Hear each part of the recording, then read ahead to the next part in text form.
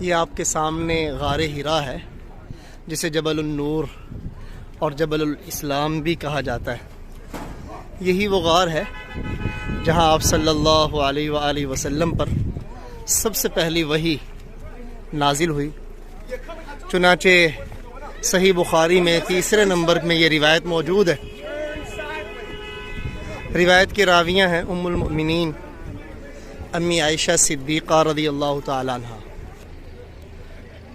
وہ فرماتی ہیں، باب ہے کیف کان بدء الوحی الی رسول اللہ صلی اللہ علیہ وسلم، آپ صلی اللہ علیہ وسلم پر وحی کا آغاز کیسے ہوا۔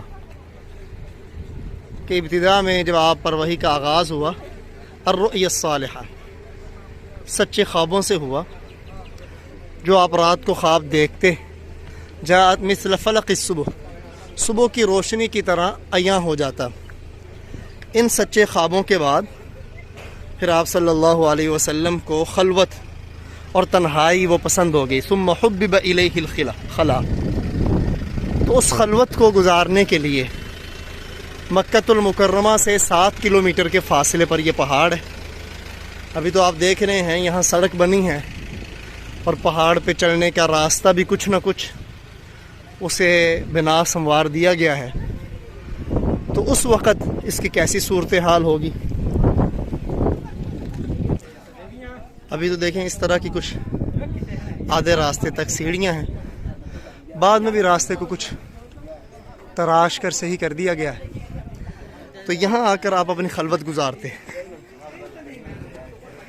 اور توشہ لے کے آتے، جس کو امی خدیجہ رضی اللہ تعالی عنہ تیار کیا کرتی تھی۔ یہاں آپ کی عبادت کیا ہوتی تھی، بہر کیف، اس کے بارے میں علماء کرام فرماتے ہیں، وہ اللہ کی صفات میں، تخلیق میں، تخلیق کائنات میں غور و فکر کرنا ہوتا تھا۔ جب آپ کا توشہ ختم ہوتا، پھر آپ گھر جاتے اور گھر جا کے دوبارہ توشہ لے کے یہاں آ جاتے۔ پھر ایک دن جب آپ یہیں موجود تھے تو سید الملائک جبریل امی علیہ السلام آپ کے پاس حاضر ہوئے اور آپ سے عرض کی، اقرأ، پڑھیے۔ تو آپ کا جواب آگے سے تھا، ما انا بقارئ، میں پڑھا ہوا نہیں ہوں۔ پھر جبریل امی نے آپ کو سینے سے لگا کے تھوڑا سا دبایا، چھوڑ کے پھر عرض کیا، اقرأ۔ آپ نے دوبارہ پھر یہی جواب دیا، ما انا بقارئ، کہ میں پڑھا ہوا نہیں ہوں۔ دوسری مرتبہ پھر جبریل امی نے آپ کو گلے سے لگا کے دبایا اور چھوڑ کے پھر کہا، عرض کیا، اقرأ۔ آپ نے تیسری مرتبہ پھر یہی بات ارشاد فرمائی۔ اب جب دبا کے اس نے چھوڑا تو پھر زبان سے کہا، اقرأ بسم ربک الذی خلق، خلق الانسان من علق، اقرأ وربک الاکرم۔ چنانچہ پھر آپ صلی اللہ علیہ وسلم نے ان آیات کو پڑھا اور یہاں سے اس غار سے واپس آپ مکۃ المکرمہ واپس آئے کہ آپ پہ کپ کپی تاری تھی۔ جاتے ہی ام المؤمنین امی خدیجہ رضی اللہ تعالی عنہ سے عرض کیا، زملونی زملونی، مجھے کمبل اڑا دیں۔ انہوں نے کمبل اڑایا۔ جب آپ سے یہ کیفیت جاتی رہی، چونکہ وحی کا بوجھ، پھر فرشتے کو دیکھنا، تو آپ نے کہا کہ مجھے یوں لگا جیسے میری جان جانے لگی۔ تو دیکھیں کیسی پیاری آپ کی زوجہ محترمہ ام المؤمنین امی خدیجہ رضی اللہ تعالیٰ عنہ تھی۔ انہوں نے تسلی دی کہ آپ گھبرائیں نہیں، بیویاں ایسی ہی ہوتی ہیں جو خامدوں کو ایسے موقع پہ تسلی دینے والی ہوتی ہیں۔ آپ گھبرائیں نہیں، آپ کے اندر وہ اوصاف ہیں، جس شخص کے اندر یہ اوصاف ہوں وہ کبھی یوں ہلاک نہیں ہو سکتا۔ کون سے؟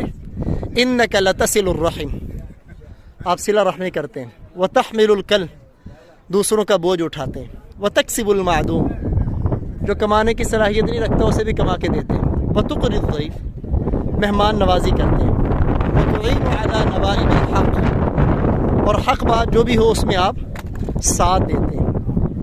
تو پھر وہ اپنے چچا زاد ورقہ بن نوفل کے پاس لے کے گئی۔ بہر کیف یہ وہ غار ہے، غار حرا، جہاں آپ کی خلوت والی خلوت والے دن اور تنہائی والے دن گزرے ہیں، اور یہی غار حرا ہے۔ اس کے بارے میں احادیث میں آتا ہے ایک دن آپ صلی اللہ علیہ وسلم اپنے صحابہ کے ساتھ اس پہاڑ کی چوٹی پہ چڑھے، تو یہ پہاڑ بھی فرط محبت میں چومنے لگا کہ اللہ کے نبی کے بابرکت قدم اس پہ لگیں۔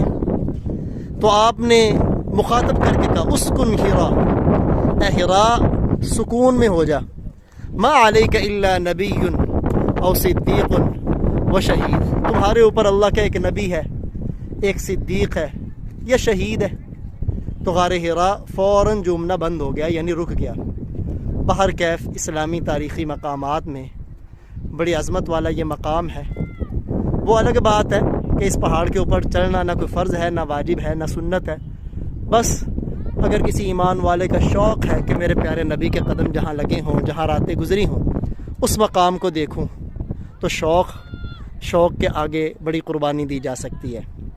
لیکن ہمارے اندر یہ بھی شوق ہونا چاہیے، جس نبی کے قدم لگنے سے جگہ کو دیکھنے کا شوق ہوتا ہے، تو پیارے نبی کے بدن اطہر سے نکلے ہوئے اعمال ان کو بھی شوق سے اپنائیں، کیونکہ وہ آپ کے بدن مبارک سے نکلے ہوئے اعمال ہیں۔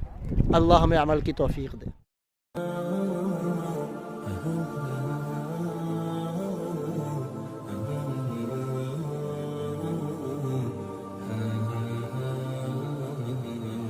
غار حرا کے دوران اوپر بلندی پہ چڑھتے ہوئے یہ لوگوں کی دیکھیں ذہنی خیالات، قلم کا استعمال زمین کے اوپر جہاں آ کے لوگوں نے بیٹھنا ہے،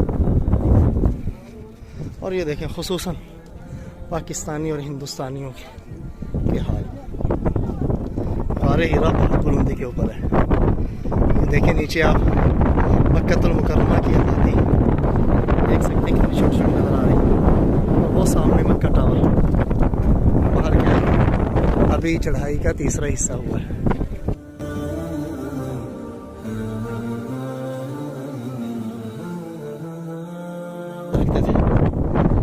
سبحان اللہ، اندازہ کریں غار حرا سے زیادہ اونچا ہے غار ثور۔ سیدنا صدیق اکبر کی کتنی اونچی شان ہے، جو اپنے کندھوں پہ بٹھا کے آپ صلی اللہ علیہ وسلم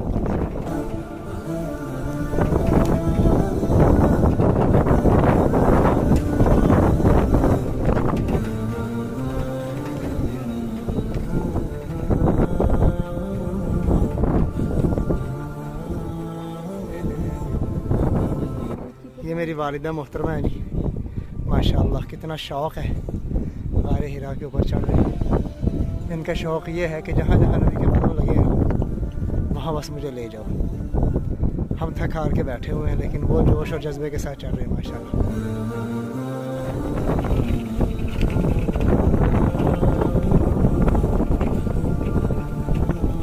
یہ دیکھیں جی پاکستان کا ڈویژن لاہور، ضلع شیخوپورہ، موجود مانا والے کے حکیم صاحب کو کیا شوق چڑھا یہاں اپنا نام اور نمبر لکھنے کا۔ غار حرا کی بلندی کے اوپر جبل النور سے مکہ المکرمہ کا منظر، جبل النور کے اوپر موجود غار حرا بالکل ابھی تھوڑے سے فاصلے پہ ہے، بہت بلندی کے اوپر ہے۔ بس یہ پیارے نبی کے لگے ہوئے قدموں کا شوق ہی ہے جو انسان کو اوپر لے جاتا ہے۔ بڑے بڑے بوڑھے، مرد و عورت ہمت کر کے اوپر آتے ہیں۔ یہ غار حرا کے اوپر یہ جبل النور جو مسجد حرام سے تقریباً 7 کلومیٹر کے فاصلے پہ ہے، اس کے اوپر موجود غار حرا، جہاں آپ نے کئی راتیں اللہ کی عبادت کی اور قرآن کی پہلی وحی نازل ہوئی۔ ایسے ایمان والے دیوانہ وار اوپر جا رہے ہیں، اس وقت ہوا بہت تیزی سے چل رہی ہے، وہ K2 ماؤنٹ ایوریسٹ پہاڑیاں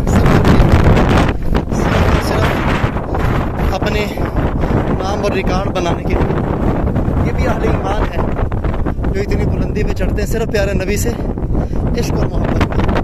حالانکہ یہ چڑھنا نہ فرض ہے، نہ واجب ہے، نہ سنت ہے۔